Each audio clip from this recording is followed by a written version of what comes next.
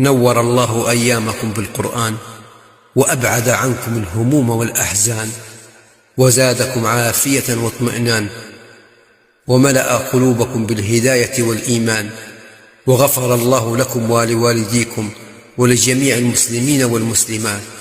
اللهم بارك لنا في يومنا هذا، واجعله شاهدا لنا لا علينا. رب متعنا براحة البال وصلاح الحال وقبول الأعمال وصحة الأبدان. اللهم إني أسألك في هذا اليوم فرجا لكل مهموم، وشفاء لكل مريض، ورحمة لكل ميت، ومغفرة لكل ذنب، وهداية لكل عبد، ورزقا لكل محتاج، واستجابة لكل دعاء. اللهم اغسل قلوبنا من أوجاعها، وارزقنا من فيض كرمك سعادة لا تنقطع.